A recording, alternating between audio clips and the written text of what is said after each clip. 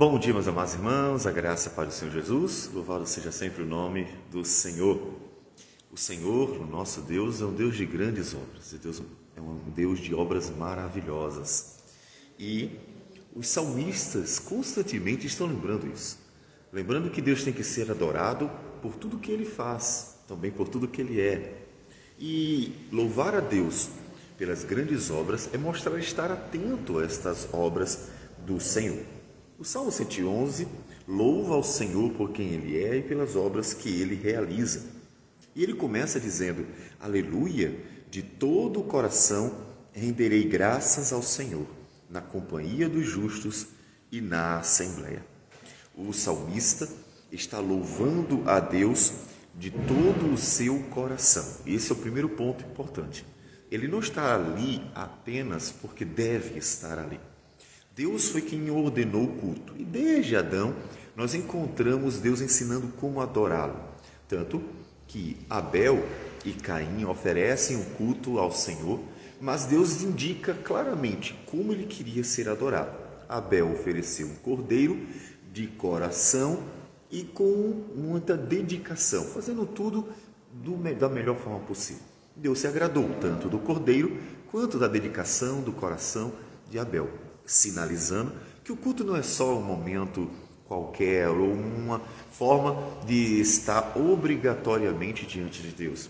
O culto deve ser algo consciente e feito de todo o seu coração.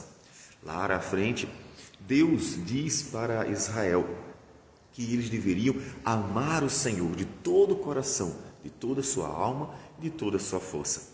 Portanto, ainda que o culto venha a ser um dever de todo aquele que foi criado por Deus, portanto, é um dever da criação, o culto ele deve ser dado voluntariamente, com o coração, com prazer.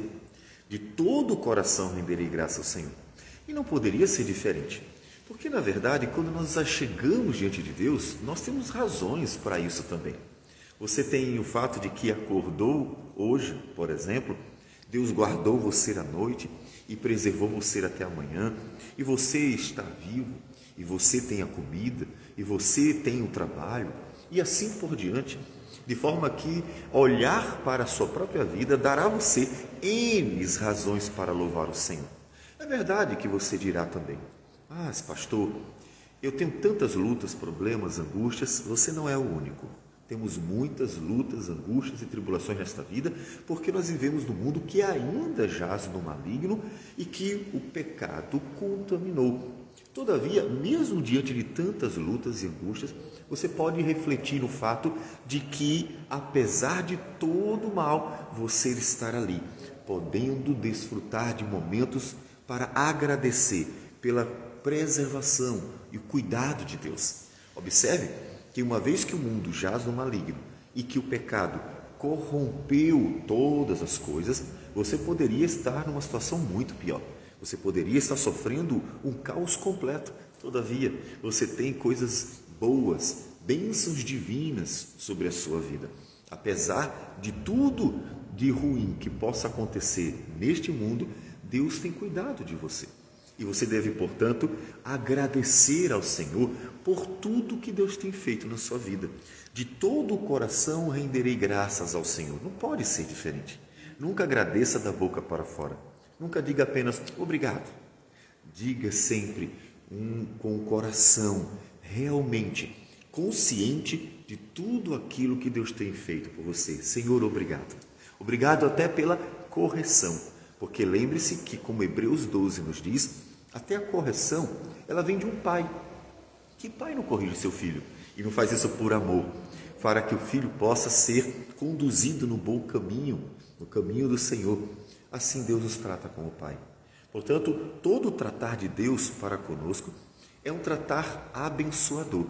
E mesmo que você não perceba, porque muitas vezes Deus não está contando para você o que Ele está fazendo, Ele está cuidando, Ele está guardando, Ele está abençoando.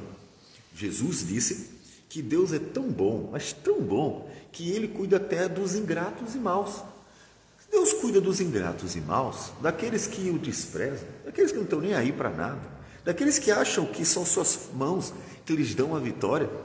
que acham que a inteligência e outras competências são a razão do sucesso. Se Deus abençoa até eles com saúde, com o pão de cada dia e com outras alegrias que Deus mesmo criou para o ser humano desfrutar, quanto mais aqueles que esperam por Ele todos os dias, aqueles que, como o salmista, de todo o coração rendem graças ao Senhor. Portanto, Deus está cuidando de você, mesmo que não pareça às vezes, porque Ele é bom e Ele ama o seu povo. E o salmista, no versículo 1 ainda, ele continua na segunda parte dizendo: na companhia dos justos e na assembleia.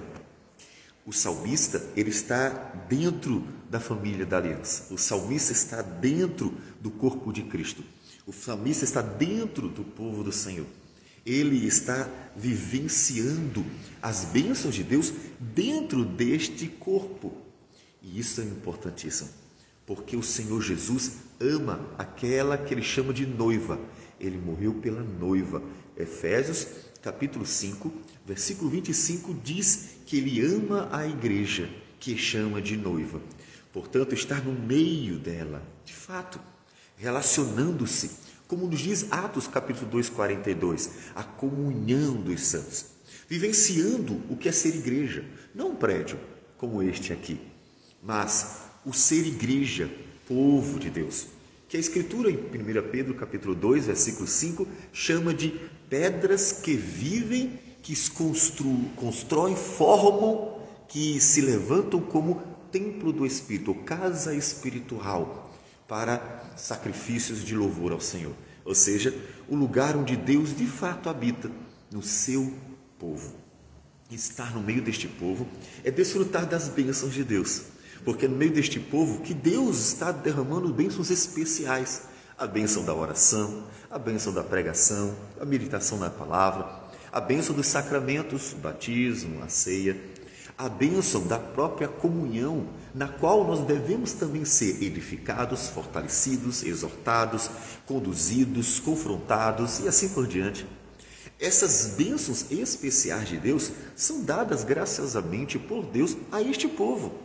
Portanto, você que agradece a Deus de todo o seu coração, o faça junto a este povo.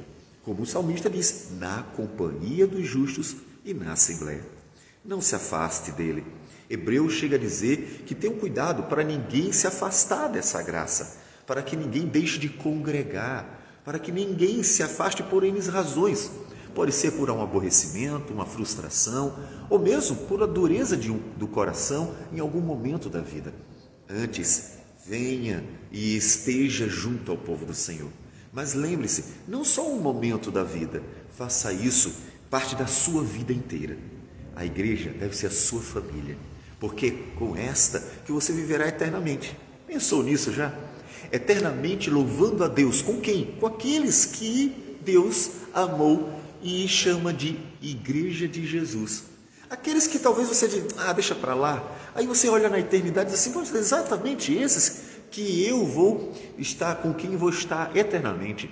Então, louve ao Senhor, agradeça ao Senhor, dedique-se ao Senhor, junto a este povo, que apesar de ser um povo que nem sempre é fácil, tem seus defeitos, suas dificuldades, dão trabalho para o pastor também, mas é o povo do Senhor. Aqueles que perseveram, que andam, aqueles que ouviram a palavra, aqueles que caminham com Cristo Jesus. Então, dê graças ao Senhor por tudo, louve a Deus em todo o tempo e faça isso junto àquela que Ele chama de noiva, a igreja, o corpo de Cristo, aqueles que Deus abençoa graciosamente de modo tão especial e que conduz para a eternidade em Cristo Jesus. Vamos orar ao Senhor. Senhor Deus amado, bendito seja o Teu nome. Te damos graças, Te louvamos, Te bendizemos por tudo, Senhor. Porque Tu és Deus, Deus grande, fiel, poderoso, santo, justo, verdadeiro, que livra-nos do mal, protege-nos, guarda-nos e nos conduz graciosamente pela palavra e pelo Espírito Santo.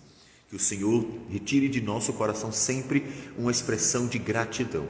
Que nossa vida seja grata em todo o tempo e de todo o coração. E que, ó Deus, o Teu povo esteja junto, vivendo para Te adorar, no dia a dia, quer comendo, quer bebendo, fazendo qualquer outra coisa. Que o Senhor receba a nossa oração e tudo isso em nome de Jesus. Amém. Sim. Que Deus abençoe a todos e tenham um bom dia.